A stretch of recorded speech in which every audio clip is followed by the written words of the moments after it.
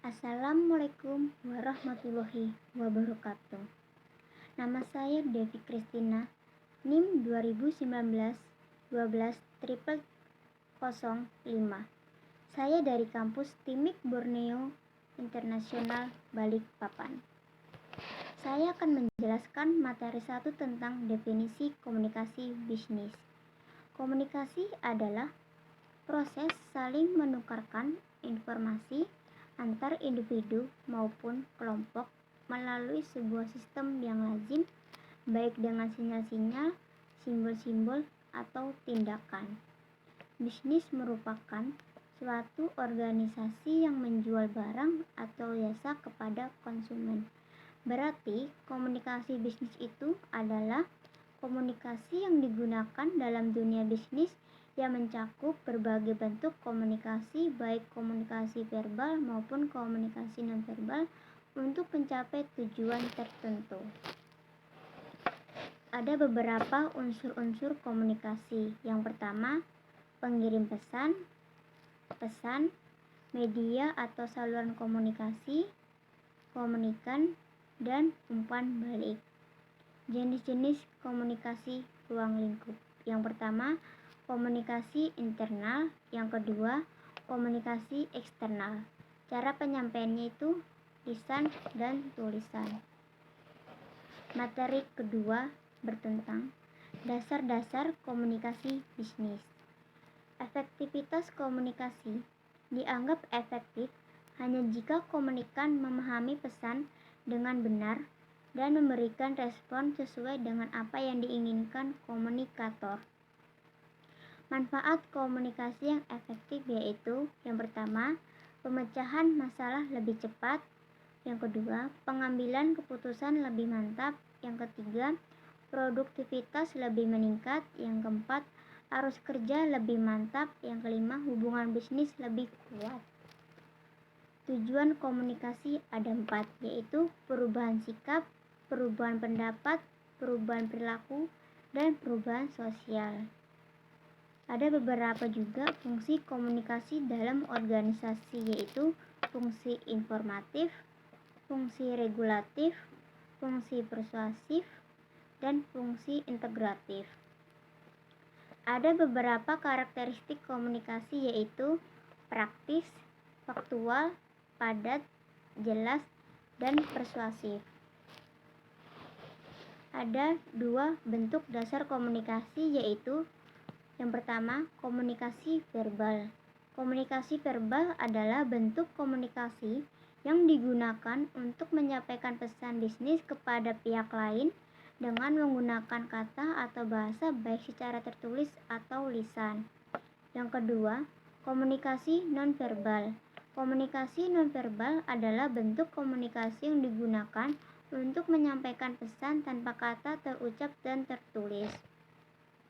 Cara mengatasi hambatan dan memperbaiki komunikasi yaitu meminimumkan gangguan teknis, mengadopsi pendekatan yang berpusat pada penerima, menyesuaikan keterampilan bisnis, memberikan dan merespon umpan balik yang konstruktif, menjadi sensitif pada etika bisnis, dan memanfaatkan teknologi. Materi 3 tentang merencanakan pesan-pesan bisnis. Perencanaan pesan bisnis adalah proses penetapan berbagai kegiatan yang akan dilakukan sebelum pesan bisnis tersebut diluncurkan. Proses perencanaan meliputi kegiatan yang pertama, menentukan tujuan, yang kedua, menganalisis audiens, yang ketiga, menentukan ide pokok, yang keempat, menyeleksi saluran dan media. Ada beberapa 3 tujuan pesan bisnis secara umum, yaitu yang pertama, memberikan informasi, melakukan persuasi, melakukan kolaborasi atau bekerja sama bisnis antara seseorang dengan pihak lain. Materi keempat tentang komunikasi lingkungan dalam organisasi bisnis. Komunikasi menurut ruang lingkup ada 4, yaitu komunikasi internal, komunikasi eksternal, komunikasi formal, komunikasi informal. Komunikasi menurut kelangsungannya ada dua, yaitu komunikasi langsung, komunikasi tidak langsung. Komunikasi menurut sifat dan jumlah komunikan ada tiga, yaitu komunikasi antar pribadi, komunikasi kelompok, dan komunikasi massa. Konsep 27. Yang pertama, credibility atau keterpercayaan. Yang kedua, konteks atau pertalian. Yang ketiga, konten atau kepuasan. Yang keempat, clarity atau kejelasan. Yang kelima, continuity on consistency atau kesinambungan dan konsistensi. Yang keenam, capability of audience, yaitu kemampuan pihak penerima.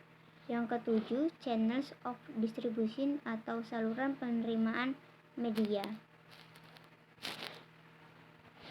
Materi kelima yaitu tentang penulisan pesan bisnis. Penulisan pesan terkait dengan upaya dalam mengorganisasi dan memformalisasi pesan berupa menyuting dan menyetak pesan. Pengorganisasian pesan yaitu harus berkaitan dengan penyusunan kata, kalimat, dan paragraf. Harus sederhana, mudah dimengerti, dan dapat dilaksanakan agar pesan dapat diorganisasikan dengan baik. Pesan yang terorganisasi dengan baik yaitu yang pertama, bagian awal terlalu panjang atau bertele-tele sehingga akan mempersulit penerima dalam memahami maksud pesan. Yang kedua, memasukkan informasi yang tidak relevan sehingga mengaburkan pesan pokok dan membuang waktu untuk membacanya. Yang ketiga, menyajikan ide-ide secara tidak logis sehingga substansi pesan sulit dipahami. Yang keempat, informasi penting sering terlupakan karena perhatian terpusat pada penyajian ide pendukung dan pelengkap. Cara pengorganisasian pesan. Yang pertama, menetapkan ide atau gagasan. Yang kedua, mengelompokkan ide atau gagasan. Yang ketiga, memutuskan pola atau pendekatan urutan gagasan. Memformulasikan pesan, di mana terjadi proses penyusunan terjadi dalam formulasi pesan harus pemilihan kata yang tepat, membuat kalimat yang efektif. Agar pesan bisnis efektif dilakukan revisi tahap yang dilakukan yaitu perencanaan pesan, pengorganisasian pesan, dan revisi pesan. Revisi pesan bisnis tertulis ada 4, yaitu penyuntingan pesan atau editing.